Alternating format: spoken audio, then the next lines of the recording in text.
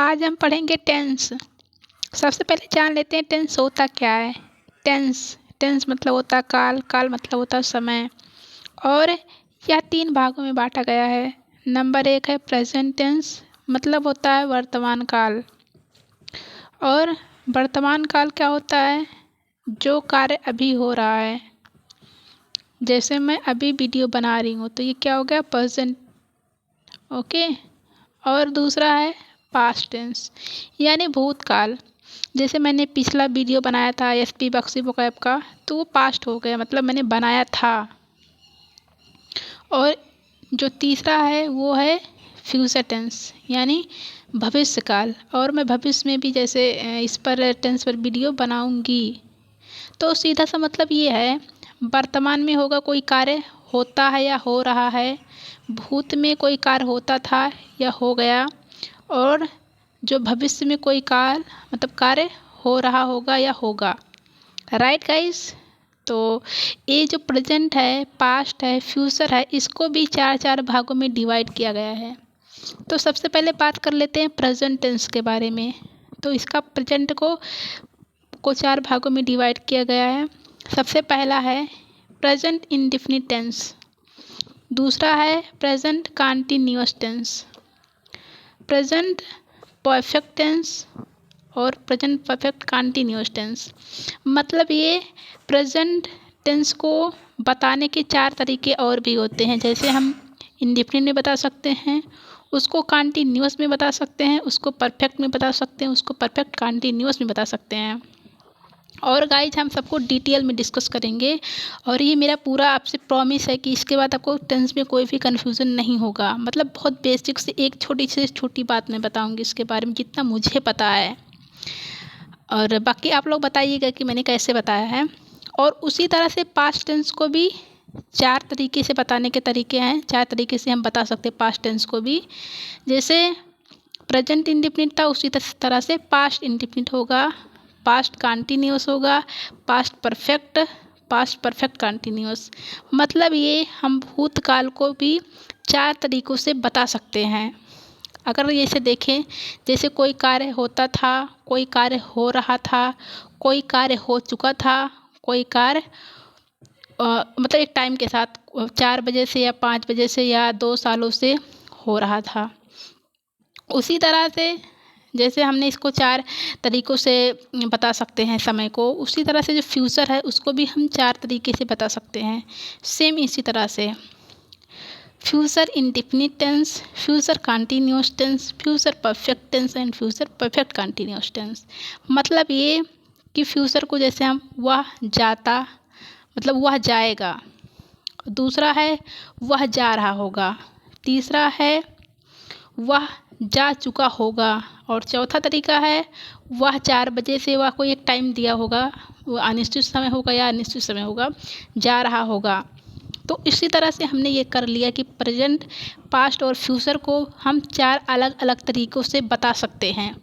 कि प्रेजेंट को जैसे हमने कहा कि जो है 4 तरीक़ों से बता सकते हैं। प्रेजेंट में जैसे वह जाता है, और कंटिन्यूअस में जैसे वह जा रहा है, और परफेक्ट में जैसे वह जा चुका है, और परफेक्ट कंटिन्यूअस जैसे वह 4 बजे से जा रहा है। तो उसी तरह से हर टेंस को 4 तरीक़ों से हम बता सकते हैं।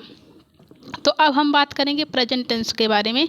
हम अलग अलग टेंस के बारे में डिटेल में बात करेंगे गाइस, तो डोंट वरी अबाउट दिस। सो सबसे पहले बात करें वर्तमान काल। तो वर्तमान काल में हम जो है सबसे पहले प्रेजेंट इंडेफिनिट की बात कर रहे हैं। और सबसे पहले उसकी हम पहचान जान लेते हैं। पहचान है ता है, ती हैं, ते हैं आदि आते हैं। और अगर जब हम ये निगेटिव वाक्य बनाते हैं तो उसमें हम सहायक क्रिया के तौर पर डू या डस का प्रयोग करते हैं। अगर वाक्य एक वचन है यानी सिंगुलर सब्जेक्ट है, तो उसके साथ हम अगर नॉट लगाते हैं तो डस का प्रयोग करेंगे। अगर सब्जेक्ट प्लूरल है यानी बहुवचन है, तो उसके साथ में नॉट लगाते समय हम डू का प्रयोग करेंगे। चलिए अब हम जान लेते हैं अनुवाद के नियम। तो सबसे पहले हम ये क्लियर कर लेते हैं कि जब वाक्य सिंपल होगा, सब्जेक्ट सिंगुलर होगा, तब उसके वर्ब के साथ में यस या यस का प्रयोग करते हैं।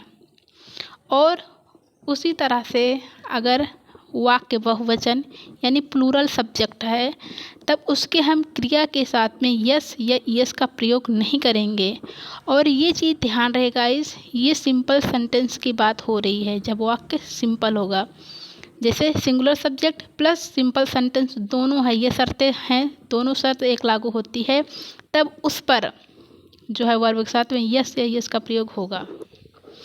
और वहीं अगर जो है सब्जेक्ट सिंगुलर नहीं होगा तब भी अगर सिंपल सेंटेंस है तब भी वर्ब के साथ में यस यस का प्रयोग नहीं होगा। तो गाइज मैं साथ में लिखते भी चल रही हूँ ताकि आपको लिखने में और बताने में दोनों अगर साथ में करते रहेंगे तो ज़्यादा बेहतर समझ में आएगा और आपको इसमें कोई भी कन्फ्यूज़न नहीं होने वाला, ये मेरी गारंटी है गाइज। और उससे पहले आपसे रिक्वेस्ट, अगर चैनल पे नए हैं तो चैनल सब्सक्राइब कर लीजिए, लाइक करिए, शेयर करिए और अपने दोस्तों से बताइए कि जो है हम कितना इन्फॉर्मेटिव वीडियो दे रहे हैं। बाकी अगर कोई आपको गलती नज़र आती है तो आप प्लीज़ कमेंट में हमको बताइए। और अनुवाद के नियम देख लेते हैं। दूसरा मतलब ये मैं बता चुकी हूँ कि अगर सब्जेक्ट प्लूरल है, सिंपल सेंटेंस भी है, तब भी हम वर्ब के साथ में यस यस का प्रयोग नहीं करेंगे। आई होप इतना क्लियर ही होगा। और गाइज हम बात कर रहे हैं प्रेजेंट इंडेफिनिट के बारे में। सो मैं बेहतर से बेहतर समझाने की कोशिश कर रही हूँ, तो ये क्लियर होगा। हिंदी और इंग्लिश दोनों में लिख रहे हैं क्योंकि मुझे पता है मतलब जो बेसिक अपना लैंग्वेज होती है मदर टंग में हमें बेहतर से समझ में आती है और हम अपने ही लैंग्वेज में सीखने की कोशिश कर रहे हैं। बहुत बहुत बहुत ही ईजी तरीके से सीखने की कोशिश कर रहे हैं। बेसिक तरीका है यार, इससे बेसिक तो हो ही नहीं सकता। जैसे मैंने सीखा वैसे मैं समझाने की कोशिश कर रही हूँ आपको भी गाइज। और ये मैंने दोनों तरीके से बता दिया, हिंदी और इंग्लिश दोनों में। मतलब वर्ब के साथ में यस है इसका प्रयोग नहीं होगा। ओके, आई होप इतना क्लियर ही होगा। तो उसके बाद हम एक कॉलम बना लेते हैं जिससे कोई कन्फ्यूज़न का मतलब कन्फ्यूज़न होगा ही नहीं। मतलब सिंगुलर सब्जेक्ट कौन सा होगा और प्लूरल सब्जेक्ट कौन सा होगा। सिंगुलर सब्जेक्ट पहले देख लेते हैं। जैसे ही, सी, इट, नेम, यानी अगर एक नाम है जैसे राम, श्याम, सीता, गीता, रीता, अलग अलग वाक्य में एक एक नाम आ रहा तो वो सिंगुलर सब्जेक्ट माना जाएगा। जैसे राम और श्याम तो ये प्लूरल हो जाएगा, नाम ही क्यों ना हो, इसीलिए मैंने यहाँ पे सिंगल नेम लिख दिया है, तो इसको सिंगुलर सब्जेक्ट माना जाएगा और इनके क्रिया के साथ में यस या यस का प्रयोग होगा। ओके गाइज, ये मैं दोनों लिख रही हूँ ताकि बेहतर समझ में आए गाइज। और जो है अगर दूसरी तरफ देख लेते हैं प्लूरल सब्जेक्ट कौन कौन से हैं। आई, बी, यू, दे और नेम्स, यानी कि मतलब अगर एक से अधिक नाम है तो वो प्लूरल में आएंगे। जैसे राम और श्याम, मोहन और गीता, रीता और सीता। अगर एक से अधिक नाम है वो प्लूरल सब्जेक्ट माना जाएगा और उसके वर्ब के साथ में यस या यस का प्रयोग नहीं होगा क्योंकि अब ये प्लूरल वाले कॉलम में आ चुका है। कॉलम मैंने इसलिए बनाया गाइज ताकि और बेहतर क्लियर हो जाए। अगर थोड़ा बहुत कहीं कन्फ्यूज़न भी है तो गाइज ये चार्ट आप बना लीजिएगा, इससे आपको बिल्कुल भी कन्फ्यूज़न नहीं होगा। आपने पूरा स्किप भी कर दिया हो, अगर आप ये चार्ट क्लियर रखते हैं, याद रखते हैं, तो आपको कोई भी कन्फ्यूज़न नहीं, इस बात की मैं गारंटी लेती हूँ गाइज। और यहीं पर हम डिस्कस कर लेते हैं अगर वाक्य निगेटिव है तो। ये तो तब की बात हुई जब वाक्य साधारण है तब। अब यहीं देख लेते हैं निगेटिव सेंटेंस हो तो क्या होगा। तो वो चाहे सिंगुलर सब्जेक्ट हो चाहे प्लूरल सब्जेक्ट हो तो उसके वर्ब के साथ में यस इसका सवाल तो बनता ही नहीं है। प्लस जब हम नॉट लगाएंगे तो एक डमी लगता है, मतलब नॉट अकेला कभी नहीं होता। जैसे एक सास होती है और बहू होती है, बहू बिना सास के अकेले कहीं नहीं जाती बाहर, उसी तरह से नॉट भी अकेला नहीं आता है, तो डू और डज के साथ ही आता है। तो जो डज है वो सिंगुलर के साथ लगता है और जो डू है वो प्लूरल सब्जेक्ट के साथ में लगता है। ये दिख नहीं रहा, अभी मैं इसको और ऊपर कर दूंगी तो पूरा चार्ट आ जाएगा, आप इसका स्क्रीनशॉट ले सकते हो और रख सकते हो। और गाइज ट्रस्ट मी, इससे इजी कोई भी नहीं बता सकता है आपको। बहुत बहुत बेसिक से मैंने समझाने की कोशिश की, जैसे मैंने सीखा है उसी तरह से बिल्कुल देसी तरीके से मैं समझाने की कोशिश कर रही हूँ। ट्रस्ट मी गाइस, इससे इजी तो हो ही नहीं सकता। आप बस ये पूरा चार्ट रख लीजिए, आप इसको लिख लीजिएगा। उसके बाद आपको कुछ भी और एक्स्ट्रा लिखने की कोई ज़रूरत ही नहीं है। ये आप स्क्रीनशॉट ले लीजिए और इससे आपका पूरा मतलब जो प्रेजेंट इंडेफिनिट टेंस पूरा क्लियर हो जाएगा। और अब हम थोड़ा सा जो है अब देख लेते हैं सिंपल सेंटेंस। कुछ एग्जाम्पल्स देख लेते हैं। अभी तक हमने नियम देख लिए हैं, किसके साथ लगेगा किसके नहीं। अब हम एग्जाम्पल करके देख लेते हैं। तो कुछ एग्जाम्पल्स देख लेते हैं, साधारण वाक्य। उसके बाद हम नेगेटिव सेंटेंस की बात करेंगे। तो 4-5 एग्जाम्पल लेंगे हम, जिससे बेहतर क्लियर हो जाएगा। बाकी का हम नेक्स्ट वीडियो में करेंगे। पहला है राम स्कूल जाता है। Ram goes to school. और दूसरा है वह खेलते हैं, दे प्ले। तीसरा है हम खाते हैं, वी ईट। और वह सोती है, सी स्लीप्स। देखते हैं अनुवाद। Ram goes to school, they play. अब ये देख रहे हैं ना कि वह प्लूरल सब्जेक्ट है, उसके साथ में वर्ब के साथ में यस का प्रयोग नहीं हो रहा है। आप अंतर देख लीजिएगा यहीं। अभी हम इसका नियम भी डिस्कस करेंगे।